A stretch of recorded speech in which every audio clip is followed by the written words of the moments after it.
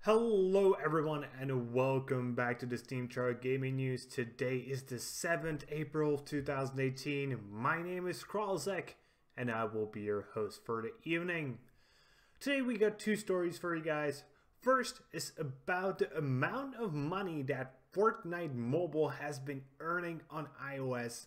And the second is a bit of a talk by an analyst about how or when he thinks the PlayStation 5 will release. But we will start with Fortnite Mobile, which daily revenue has hit $1.8 million every single day. That's an insane number. That's just truly insane.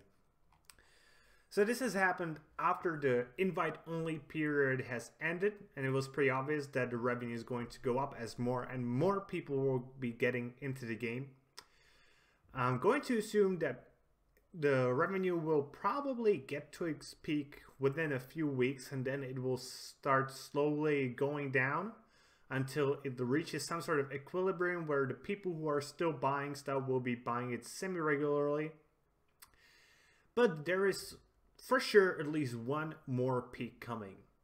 That will happen when the Android version of Fortnite for mobile releases. And Randy Nelson, who is the head of mobile insights at Sensor Tower, says that he thinks the game will be earning around $3 million per day once it releases on Android. And I gotta say, if it's earning 1.8 on iOS, it stems to sell that it will easily be earning 3 million once it releases on Android as well. The bigger question is how long it will take them before they release on Android and how much a revenue stream will dip before that actually happens. So let's say it will take them 5 months and the revenue stream from the iOS version drips down to $500,000 a day, and the Android version will start making an additional $2 million a day. That's just 2 and 2.5 million. But if the revenue keeps high on iOS and just adds the Android version to that, then it could surely go over $3, possibly even $4 million in my humble opinion. And that's quite a nice sum of money for a game that was essentially already done. You just lowered the texture resolutions, etc. You made sure the netcode would work well with mobile connections. Yeah, Epic is in a good spot financially this year, like an insanely good spot.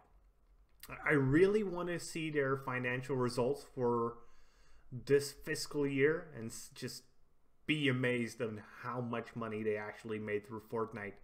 They really managed to take the Battle Royale genre that has been popularized by PUBG and making it just that tad bit more accessible.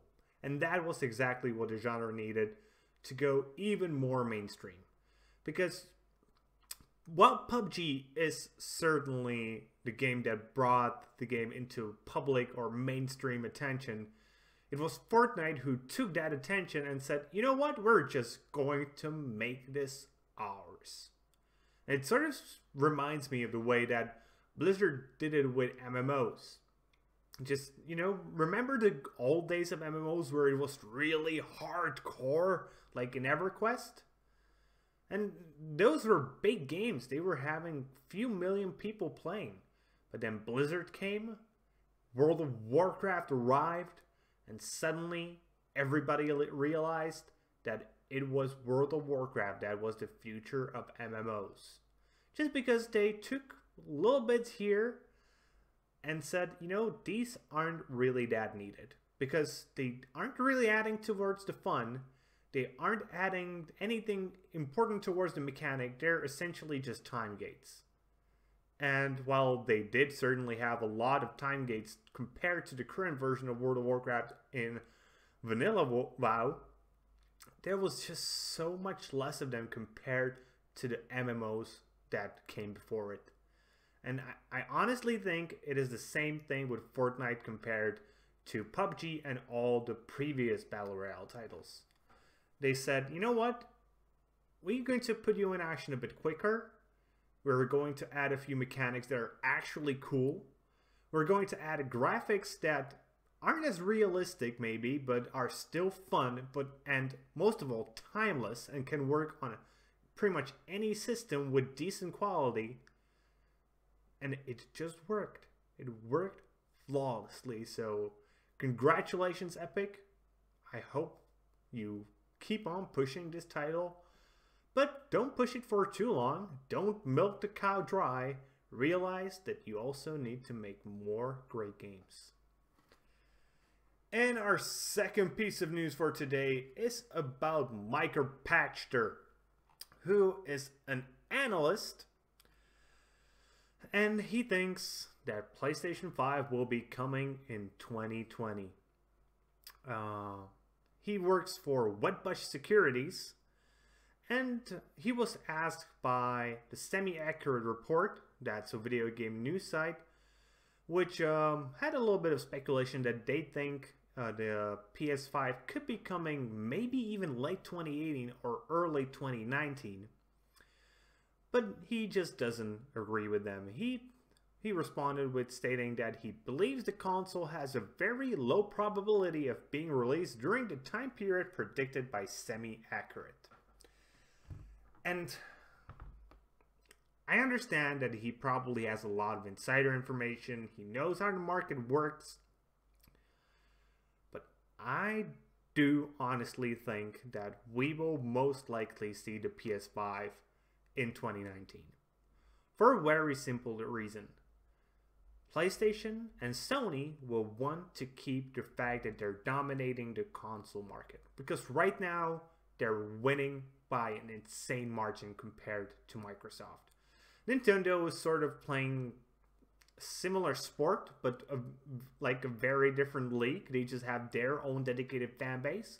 Though the Switch has certainly pushed them very close to both Sony and Microsoft, but it's just, you know, like, let's say Sony and Microsoft are playing baseball, but Nintendo is playing softball. The games are very similar, but you can play one, you can play both, and nobody's stopping you from playing both. But it would be very hard to play for two professional baseball teams at the same time. They would just not like it. But nobody would care if you were playing baseball and softball at the same time. So, yeah, I totally believe that the 2019 term for the PlayStation 5 is plausible. And I will say it is even probable in my humble opinion.